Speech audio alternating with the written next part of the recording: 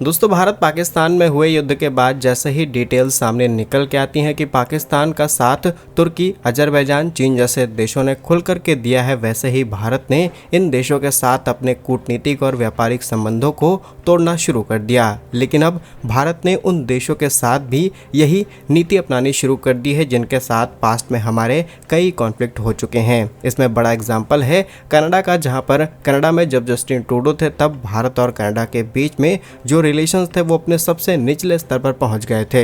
लेकिन अब भारत की कूटनीति और फॉरेन पॉलिसी उसी डायरेक्शन में जाना शुरू कर चुकी है, जिससे आने वाले समय में कनाडा जैसे देश भी तुर्की का रूप ना ले लें। भारत कुछ इस डायरेक्शन में काम कर रहा है और रिसेंटली भारत के विदेश मंत्री एस जयशंकर जी की कनाडा की नई विदेश मंत्री के साथ फोन पर बातचीत हुई है। आज की दूसरी खबर रहेगी पहलगाम हमले को लेकर के यूएन के अंदर चीन ने अपनी नई चाल चलनी शुरू कर दी है। और तीसरी खबर पड़ोस यानी बांग्लादेश से, जहां पर बांग्लादेश के अंदर मोहम्मद यूनुस की गलतियों की वजह से इस देश को हर रोज करीब 14 अरब डॉलर का नुकसान उठाना पड़ रहा है। फिलहाल ये कॉन्टेक्स्ट भारत के लिए पॉजिटिव, बांग्लादेश के लिए नेगेटिव हो सकता है। आइए जानते हैं आज के इस वीडियो में तीनों ही इंपॉर्टेंट अपडेट। और यदि आप जानना चाहते हैं कि डीआरडीओ की तरफ से एक ऐसा हथियार बना करके तैयार किया गया है जो कि दुनिया में अपने तरह का पहला हथियार है, तो कमेंट में आपको एक लिंक मिलेगा हमारे दूसरे चैनल का, आप उसे वहां पर देख सकते हैं और हमें वहां पर सपोर्ट जरूर करें। सबसे पहले कनाडा से आ रही अपडेट की बात की जाए तो अगर प्रीवियस एग्जांपल लिए जाए तो तुर्की को हमने जिस तरीके से बायकॉट किया है, स्पेशली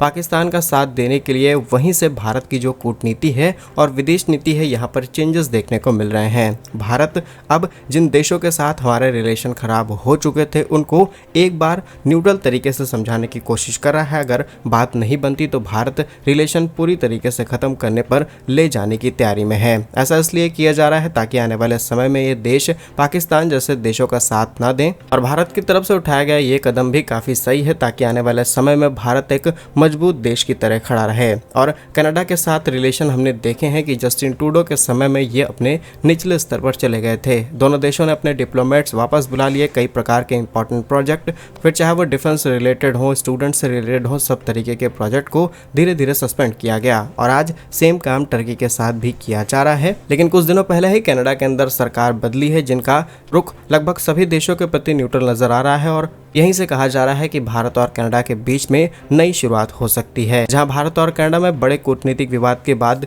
बीते रविवार को दोनों देशों के बीच में पहली आधिकारिक बातचीत हुई। विदेश मंत्री डॉक्टर एस जयशंकर ने कनाडाई विदेश मंत्री अनीता आनंद से फोन पर बात की। दोनों नेताओं ने भारत और कनाडा के बीच रिश्तों को लेकर के किस तरीके से मजबूती लाई जाए इस पर बात की है। और सबसे बड़ी बात की कनाडा की नई विदेश मंत्री भारतीय मूल की हैं। आपको बता दें कि 58 साल की अनीता भारतीय मूल की कनाडाई नागरिक हैं। उन्होंने इसी महीने की शुरुआत में कनाडा के प्रधानमंत्री मार्क कार्नी ने कैबिनेट फेरबदल में विदेश मंत्री बनाया था। ये फेरबदल तब हुई जब कार्नी की लिबरल पार्टी ने हाल ही में हुए चुनाव मेजोरिटी के साथ जीत लिए हैं। जयशंकर जी ने एक्स पर पोस्ट करते हुए लिखा कि कनाडा की विदेश मंत्री अनीता आनंद से फोन पर बात करके अच्छा लगा। हम भारत और कनाडा के रिश्तों की संभावना पर चर्चा की है। उन्होंने कहा कि उनके कार्यकाल के उन्होंने बहुत बहुत बधाइयां और कनाडा के विदेश मंत्री की तरफ से भी विदेश मंत्री एस जयशंकर जी को धन्यवाद दिया गया और कहा कि बहुत इंपॉर्टेंट बातचीत की गई है। दोनों देशों के बीच में भविष्य में हमें कैसे अपने रिश्ते अच्छे रखने हैं इस पर बात की गई है। अब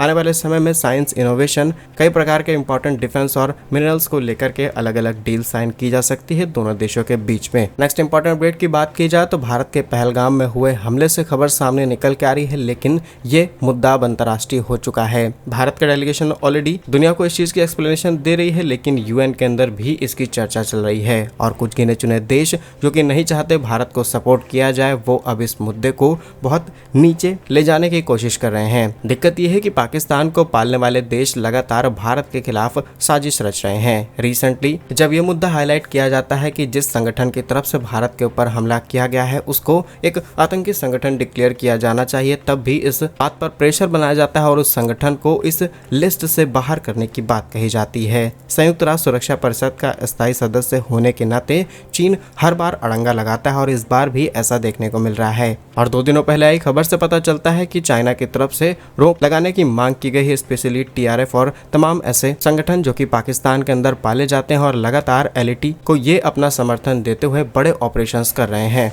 और सही मायने में देखा जाए तो चीन का असली चेहरा यही है, ताकि चाइना पाकिस्तान को फंड करता रहे, पाकिस्तान भारत को परेशान करता रहे और चाइना अपनी दोगली नीति यहाँ पर अपनाने की कोशिश करता है, जहाँ पर चीन पड़ोस पाकिस्तान का एक तरीके से बहुत अच्छा दोस्त माना जाता है और वह आतंक के मामले पर पाकिस्तान का साथ देता हुआ दिखाई देता है। भले ही कई बार इन चीज़ों पर निंदा की जाती हो, चीन की तरफ से आधिकारिक पोस्ट की जाती हो, आधिकारिक स्तर पर बातचीत की जाती हो, लेटर तक लिखे जाते हो कि हाँ हम इन चीज़ों का सपोर्ट नहीं करते, लेकिन कई बार जब यूएन की वो लिस्ट जारी की जाती है जिसमें इन तमाम संगठनों को उसमें शामिल किया जाए और इनको ब्लॉक करने की बात की जाती है, तब चाइना पाकिस्तान का साथ देता हुआ नजर आता है। एग्जाम्पल के तौर पर चीन की तरफ से संयुक्त राष्ट्र सुरक्षा परिषद में जब 1267 ISIL और तमाम ऐसे संगठनों को ब्लॉक करने की बात की जाती है, तब चीन इसका विरोध करने उतर आता है। और अमेरिका ने साल 2010 में रऊफ पर प्रतिबंध लगा दिए थे और इसके बावजूद भी यानी ऑपरेशन सिंदूर के बाद वो व्यक्ति पाकिस्तान के अंदर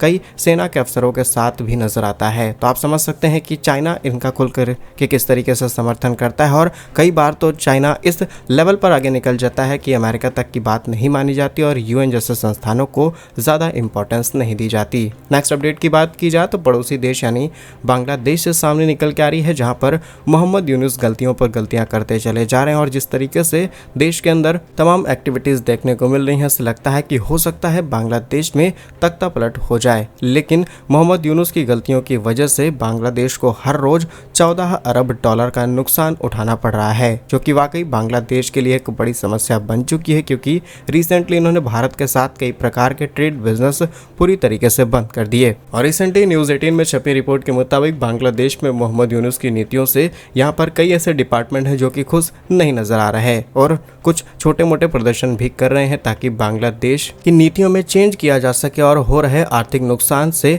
भरपाई की जा सके। लेकिन मोहम्मद यूनुस अपनी आइडियोलॉजी को प्रायोरिटी देते हुए किसी भी बात को शायद सुनने के लिए राजी नहीं है और इसकी वजह से बीते रविवार यानी 25 मई को देश के राष्ट्रीय कर प्राधिकरण के मुख्यालय को घेर कर एक शांतिपूर्वक प्रदर्शन किया गया। कहा जा रहा है कि यहाँ पर करीब 2 सप्ताह के लिए हड़ताल भी बढ़ाई जा सकती है और जिससे प्रतिदिन बांग्लादेश को और ज्यादा नुकसान होने वाला है और इनकी नीतियों की वजह से ऑलरेडी देश को कई अरब डॉलर रोज गंवाने पड़ रहे हैं। इसके अलावा इनके रिजर्व बोर्ड की तरफ से भी सुधार की मांग की गई है और अगर बांग्लादेश के अंदर ऐसा ही चलता रहा तो डेफिनेटली बांग्लादेश को आने वाले समय में बहुत बुरे आर्थिक संकटों का सामना करना पड़ेगा। अब देखते हैं कि यहाँ पर सरकार या फिर सेना किस तरीके के एक्शन प्लान करती है देश के आर्थिक हालात को सुधारने के लिए। और जब हड़ताल शुरू की गई तब बांग्लादेश का नुकसान 122 मिलियन डॉलर था, लेकिन अब वो बढ़कर के 163 मिलियन डॉलर तक पहुंच चुका है, यानी कि लगभग 14 अरब रुपए प्रतिदिन बांग्लादेश का नुकसान उठाना पड़ रहा है। और आयात निर्यात भी पूरी तरीके से रुके हुए हैं क्योंकि पैसा नहीं और इसकी पेमेंट आखिर आप कैसे करेंगे।